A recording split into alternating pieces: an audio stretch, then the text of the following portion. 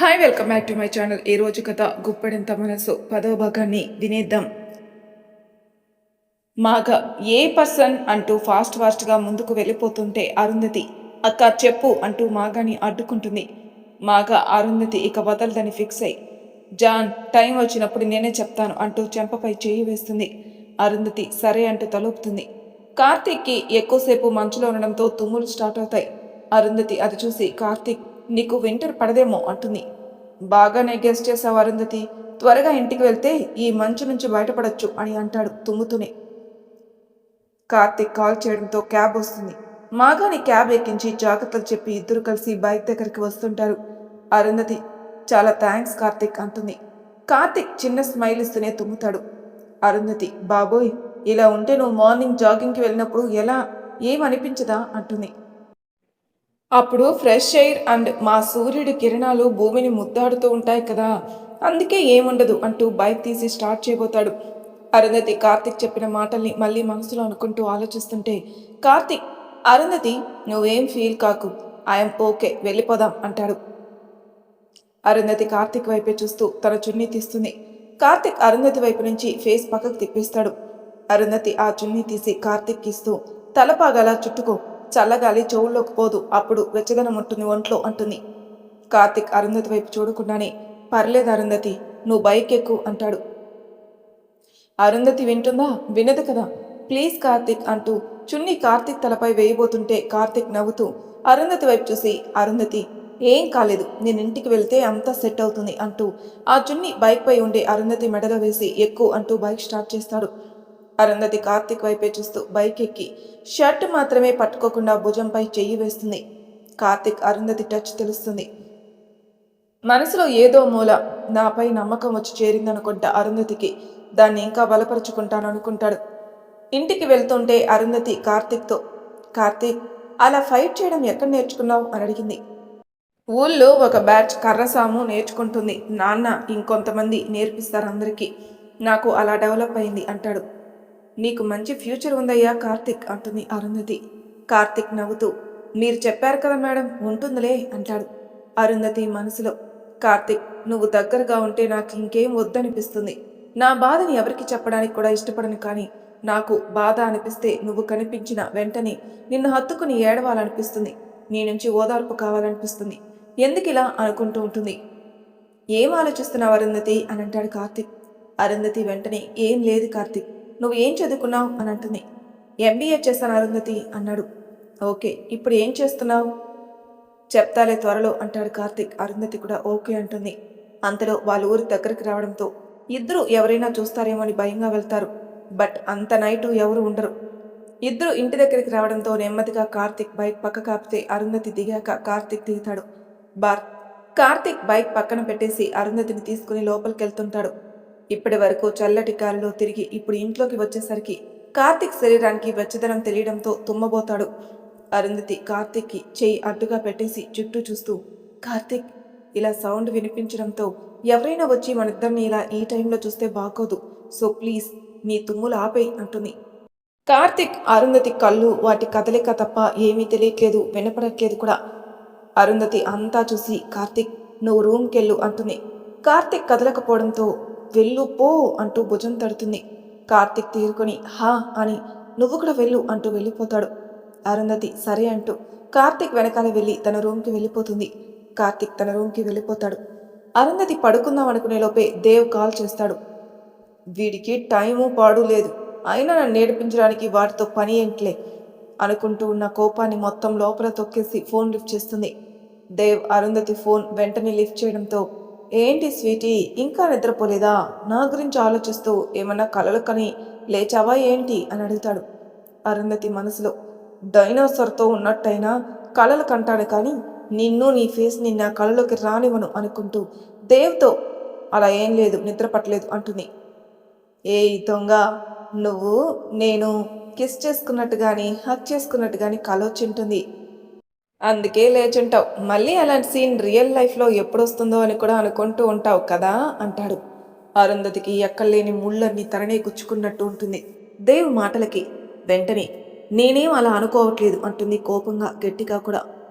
ఉఫ్ Sweety, నువ్వు అలాగే అనుకోవాలి బేబీ, అనుకుంటావు కూడా. అలాగే ఇక్కడికొచ్చాక నిన్ను రోజు అనుభవిస్తూ నాకు నచ్చినట్టు ఉంటాను నీతో అంటాడు దేవ్. దేవ్ పిచ్చి పిచ్చిగా మాట్లాడుకు అంటుంది. అవే నిజాలు స్వీటీ, నువ్వు ఇక్కడికొచ్చాక నీ తనువున అణువు నా సొంతం చేసుకుంటాను అంటాడు. దేవ్ ఊరుకుంటున్నాను కదా అని ఇష్టం వచ్చినట్టు మాట్లాడుకో. అలా ఒక అమ్మాయితో ఎలా మాట్లాడతారు అంటుంది అరుంధతి.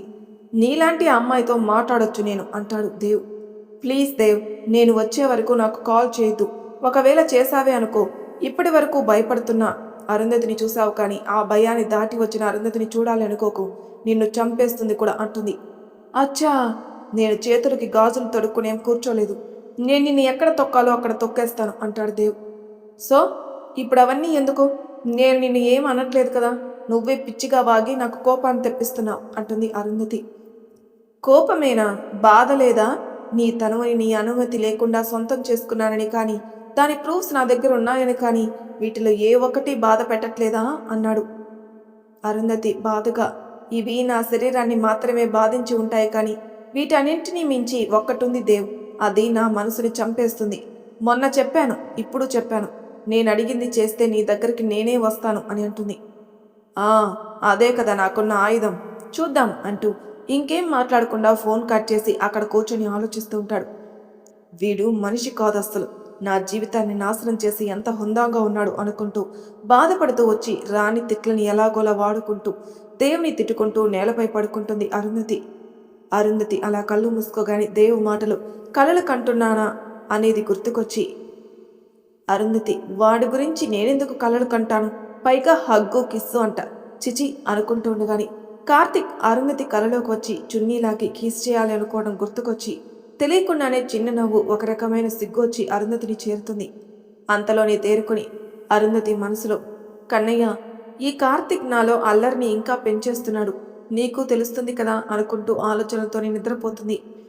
కార్తిక్ రూంలోకి వెళ్ళి అరుతో బైక్పై వెళ్లడం తలుచుకుని, అరుంధతి, నువ్వు నా బాధ్యతవిక, ఈ కార్తిక్ నీకే, నీవాడు మాత్రమే అనుకుంటూ పడుకుంటాడు. ఉదయభానుడు ఉదయాన్నే వచ్చేసి ఆయన పనిలో ఆయనున్నాడు. కార్తిక్ మార్నింగే లేచి ధర్మాన్ని తీసుకుని జాగింగ్కి వెళ్ళొచ్చి ధర్మాకి బాయ్ చెప్పేసి తన రూమ్కి వెళ్ళి డంబుల్స్ తీసుకుని టెర్రస్ పైకి వెళ్ళి బనియన్ అండ్ నైట్ ప్యాంట్తో ఉండి వ్యాయామం చేస్తుంటాడు. అరుంధతి లేచి ఫ్రెష్ అయ్యి మార్నింగ్ వచ్చే సూర్యకిరణాల కోసం ఫోన్లో సాంగ్స్ పెట్టుకుని టెర్రస్ పైకి వెళ్తుంటే వాళ్ళ ఫ్రెండ్స్ వచ్చి మేం కూడా వస్తామంటూ అరుంధతితో కదులుతారు. వీళ్ళంతా టెర్రస్ పైకి వెళ్ళేసరికి కార్తిక్ ఆ డంబుల్స్తో ఫీడ్స్ చేస్తుంటాడు. వెళ్ళిన బ్యాచ్ అంతా కార్తిక్ని ఇంతంత కళ్ళేసుకుని చూస్తుంటే నవ్య మాత్రం కార్తిక్ అంటే భయంతో ఫేస్ తిప్పేసి వెనక్కి తిరిగి నించుంటుంది. కార్తిక్ అసలే హాట్గా ఉంటాడు. ఇంకా వితౌట్ షర్ట్తో చిన్న చిన్న చెమట చుక్కలతో మేలిమిలా మెరిసిపోతున్న తనువుని చూసి ఒక్కొక్కరు వింతను చూస్తున్నట్టు చూస్తున్నారు. అరుంధతి వెంటనే కళ్ళు మూసుకొని ఒక కన్ను తెరిచి ఫ్రెండ్స్ని చూస్తుంది. వాళ్ళంతా అలా కార్తిక్ వైపే చూస్తుండడంతో కోపంగా కార్తిక్ అంటుంది. కార్తిక్ అరుంధతి అరుపుతో ఎక్కడి నుంచి వచ్చిందా ఈ అరుపు అనుకుని డంబుల్ పడేసి వాయిస్ వచ్చిన వైపు చూస్తాడు. కార్తిక్ని కోపంగా చూస్తూ ఉంటుంది అరుంధతి. కార్తిక్కి అరుంధతి ఎందుకంత కోపంగా ఉందో అర్థం కాదు. అరుంధతి కార్తిక్ దగ్గరికి ఫాస్ట్గా వచ్చి ఒక్కసారి తన్ని తను చూసుకుని చున్నీ తీసిన ప్రాబ్లం లేదు అనుకుని తన చున్నీ తీసి కార్తిక్కి కప్పుతుంది. కార్తిక్ అరు చున్నీని అలా తన చుట్టూ కప్పేసరికి ఏంటిది అన్నట్టు ముందుకు చూస్తే కార్తిక్ అవతారాన్ని అక్కడున్న నలుగురిలో ముగ్గురు మళ్ళీ తరించలేం అన్నట్టు చూస్తుంటే నవ్య మాత్రం వెనక్కి తిరిగి నించునుంటుంది.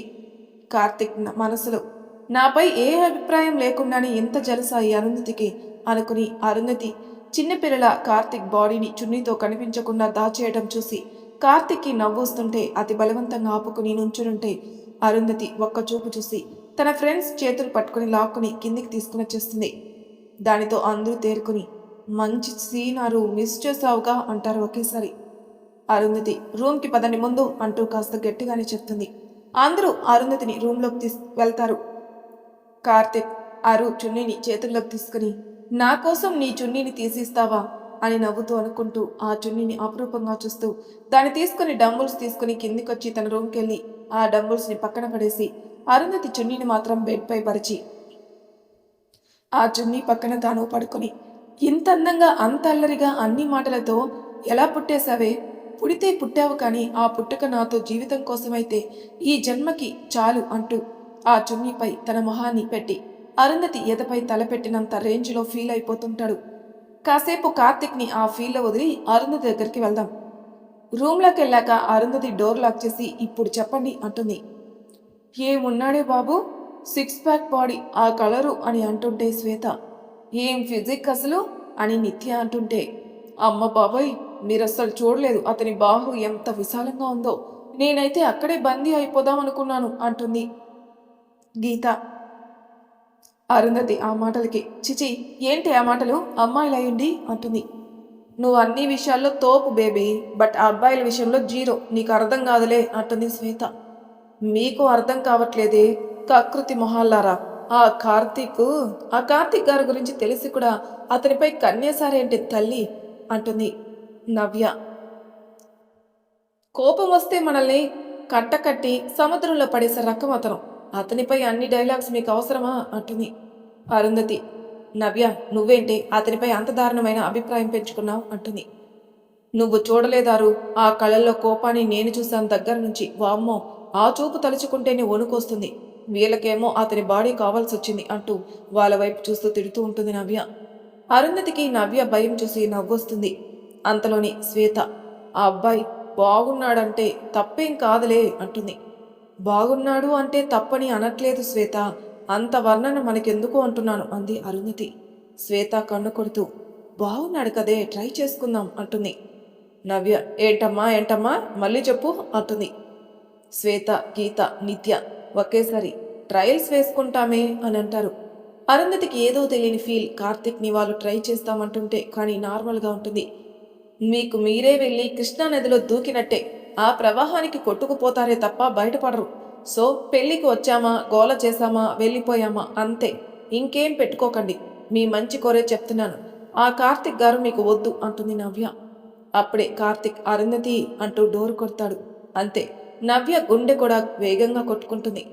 కొంచెం ముందుకు వెళ్తే అలా ఆ ఫీల్ నుంచి బయటకు వచ్చిన కార్తిక్ ఫ్రెష్ అయి వచ్చి చున్నీని అరుంధతికి ఇవ్వడానికి రూమ్ దగ్గరకు వస్తాడు. హీరో వచ్చాడే అంటుంది శ్వేత. అరుంధతి సైలెంట్ అంటూ వెళ్ళి డోర్ ఓపెన్ చేస్తే చున్నీ అరుంధతికి ఇచ్చి థ్యాంక్స్ అంటాడు. అరుంధతి ఆ చున్నీని తీసుకొని చిన్న స్మైల్ ఇస్తే అందరూ కార్తిక్ వైపే చూస్తుంటారు. నవ్య మాత్రం భయంగా చూస్తుంది. కార్తిక్ అర్థమవుతుంది నవ్య భయం. మనసులో అనవసరంగా నన్ ఆఫ్ యువర్ బిజినెస్ అని అన్నాను అనుకుంటూ అరుంధతి లోపలికి రావచ్చా అని అంటాడు. అరుంధతి చున్నీ వేసుకుని రా కార్తిక్ అంటుంది. కార్తిక్ లోపలికొచ్చి నవ్య దగ్గరికి వెళ్ళి, ఐఎమ్ సారీ, కావాలని అనలేదు నిన్నలా. నువ్వు నాలో రఫ్నెస్ని చూడాలనుకున్నావు, అందుకే చూపించాను.